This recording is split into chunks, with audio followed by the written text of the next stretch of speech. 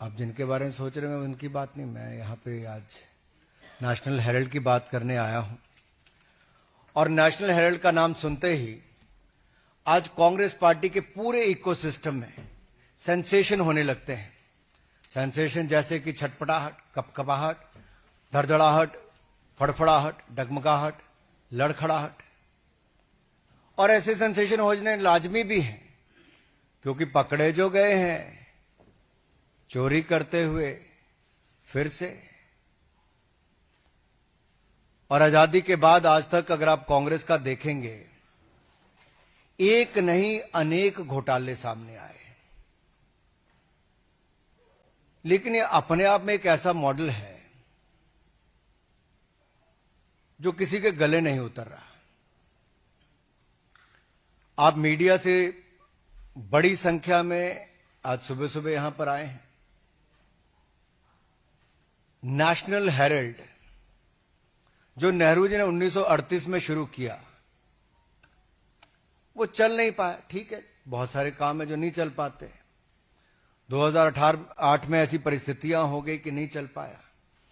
ऐसी कौन सी मजबूरी हो गई एजेएल के लिए जो नेशनल हेराल्ड को छापते थे कि उसको बचाने के लिए एक नई कंपनी बनाई जाए यंग इंडियंस के नाम से, और उस यंग इंडियन में भी एक परिवार की 76% हिस्सेदारी दी जाए, और यंग इंडियंस बनाने के लिए भी 50 लाख का लोन ये भी कांग्रेस पार्टी ही दे। और ये लोन 50 लाख का क्यों दिया गया? एजेएल को खरीदने के लिए। यानी कि कांग्रेस पार्टी एक तरफ से 50 लाख का लोन देती यंग इंडियन को बनाने के लिए, दूसरी तरफ से एजेएल है जिसके ऊपर कर्जा है, और कर्जा भी कांग्रेस पार्टी का 90 करोड़ का है, लेकिन संपत्ति 2000 करोड़ की है।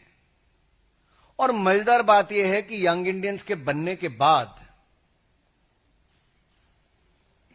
मात्र 50 लाख रुपया देकर 2000 करोड़ रुपए की संपत्ति यंग इंडियंस के नाम पे हो जाती है, मात्र 50 लाख रुपया देकर।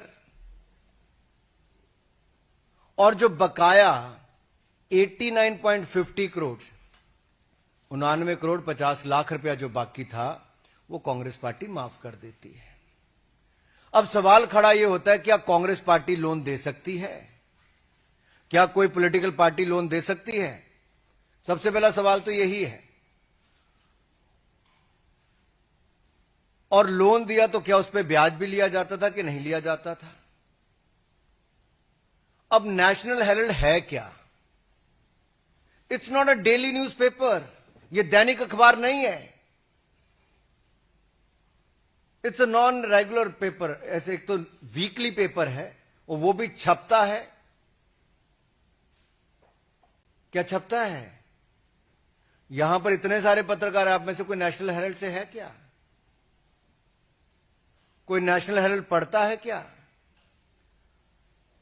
अखबार वैसे तो कागज पे छपता है, लेकिन कुछ कागजी अखबार होते हैं जो छपते भी नहीं, बिकते भी नहीं, बंटते भी नहीं, दिखते भी नहीं और पढ़े भी नहीं जाते। ये उनमें से एक है। और जो कांग्रेस के राज्यों के मुख्यमंत्री इसके लिए चंदा देते हैं, चंदा मीन्स विज्ञापन देते हैं, चंदा नहीं विज्ञापन, वो विज्ञापन किस आधार पर देते हैं? दैनिक अखबार जिनके बहुत सारे अलग अलग जिलों के संस्करण निकलते हैं, उनको चवन्नी मिलती है और नेशनल हेराल्ड को चांदी के सिक्के मिलते हैं। और मेरे अपने राज्य हिमाचल प्रदेश में बड़े बड़े दैनिक समाचार पत्रों को जो नहीं मिलता, यानी कि उनको चवन्नी मिलती है और नेशनल हेराल्ड को चांदी के सिक्के मिलते हैं। और वहीं पर प्रदेश के मुख्यमंत्री जिन्होंने बड़े बड़े वायदे किए थे, या कांग्रेस पार्टी ने, वो 10 गारंटियां आज तक पूरी नहीं हुई। न महिलाओं को पैसे मिले, न डीए की किश्त मिली, न बाकियों को गोबर खरीदा गया, न दूध खरीदा गया, जो दाम देने थे वो भी नहीं दिए। उसके लिए पैसा नहीं है, लेकिन नेशनल हेराल्ड को विज्ञापन देने के लिए पैसा है। तीसरा,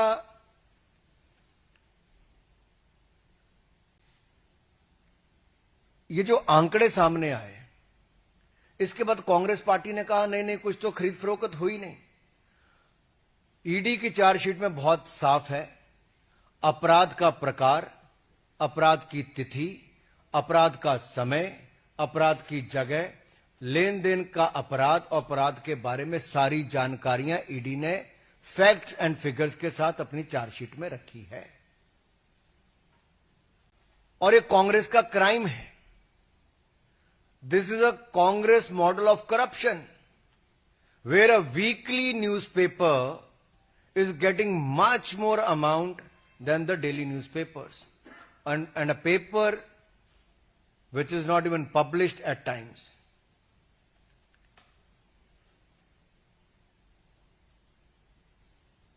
ये एटीएम बनकर रह गया कांग्रेस पार्टी के लिए। क्या नेशनल हेराल्ड कांग्रेस पार्टी का एटीएम हो गया, जहां के कांग्रेस के अलग अलग राज्यों की सरकारें उसमें पैसा डाल रही हैं और टैक्स पेयर का पैसा है।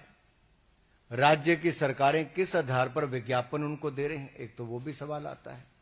दूसरा, जो संपत्ति इनकी थी वो सब्सिडाइज रेट पे मिली थी, मुंबई की हो, दिल्ली की बहादुर शाह जफर मार्ग की हो, लखनऊ की हो, इन सारी और देश भर के अन्य संस्थानों में, अन्य जगह पर जो भी इनको प्रॉपर्टीज दी गई, वो करोड़ों अरबों रुपए की प्रॉपर्टीज हैं। वो अखबार चलाने के लिए दी गई थी, सब्सिडाइज रेट पे दी गई थी। क्या उनसे किराया लेने का काम किया जा रहा है कि वो किराया भी फर्जी उतना ही है जितना ही फर्जी न्यूज़पेपर छापने के आंकड़े हैं? वायदे भी फर्जी, इनके नेतृत्व भी वैसा, आंकड़े भी फर्जी, और अब क्या किराया भी फर्जी है? क्या ये कांग्रेस के लिए मुद्रा मोचन स्कीम बन गई है? And as I said earlier, is it an ATM for Congress party, where Congress-ruled governments are giving money or depositing money through the advertisement?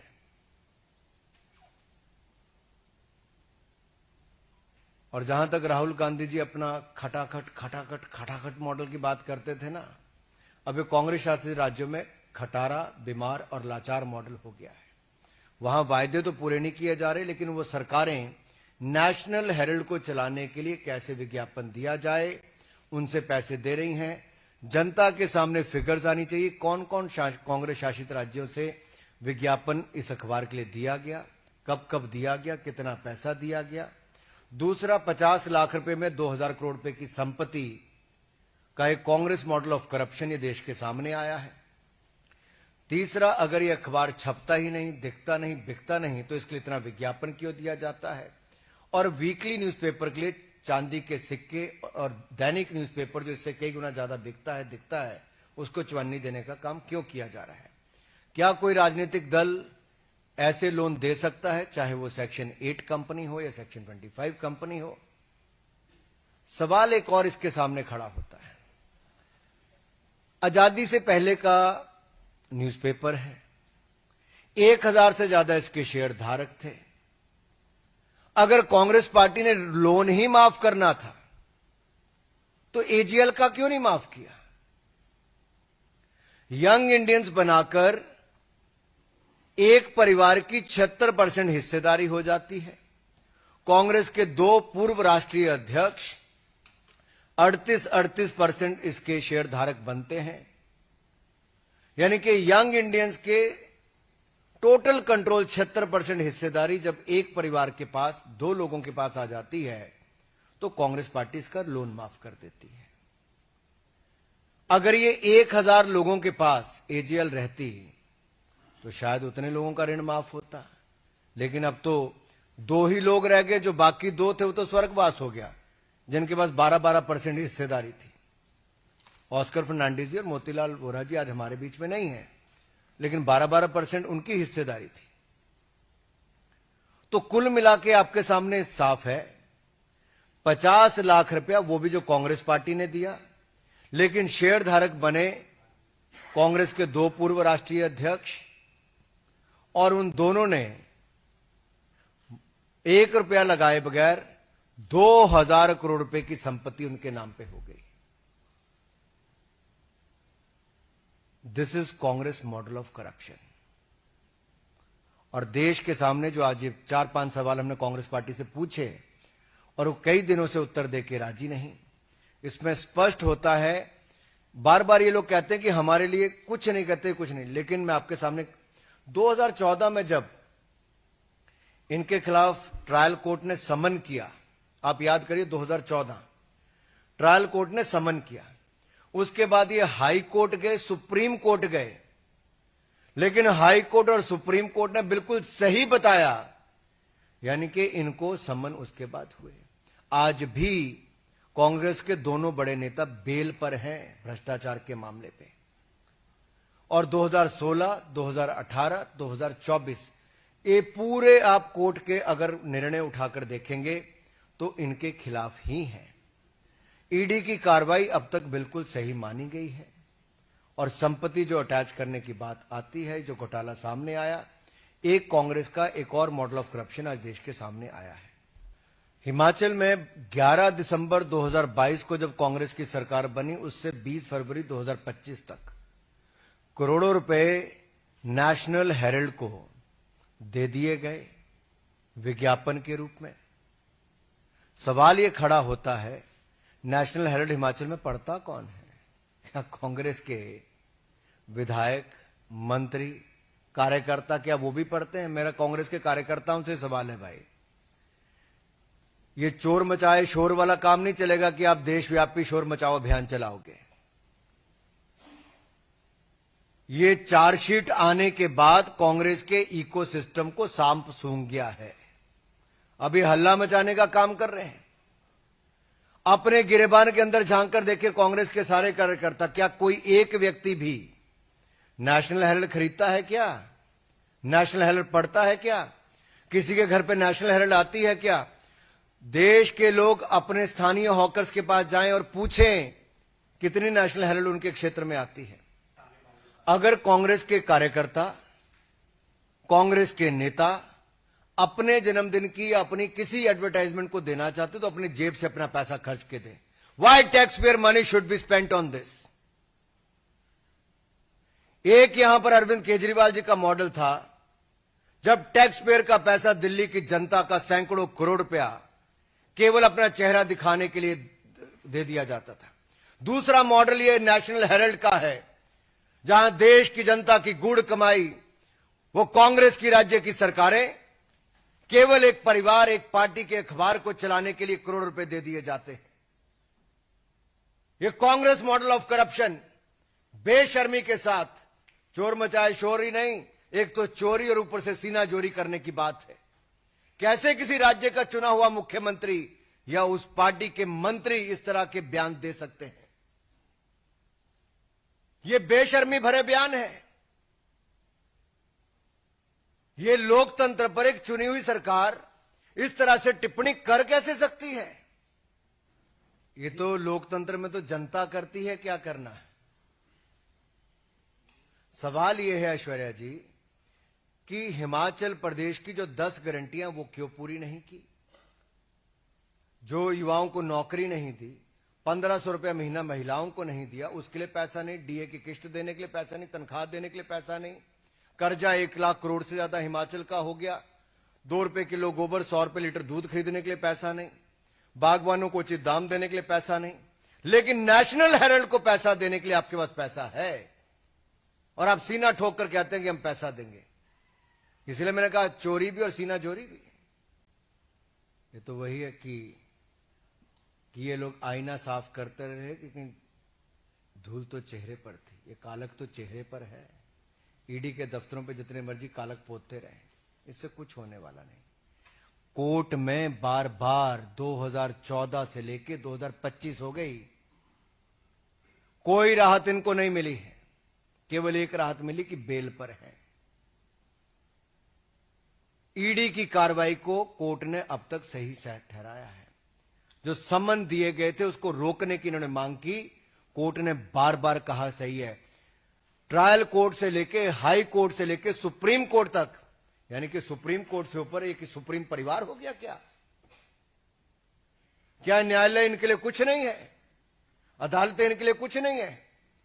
तभी तो हम कहते हैं कई बार इनके लिए family first, party next, nation last, ये कांग्रेस के लिए है। और इनके लिए पहला परिवार, इनके लिए यही सब कुछ है।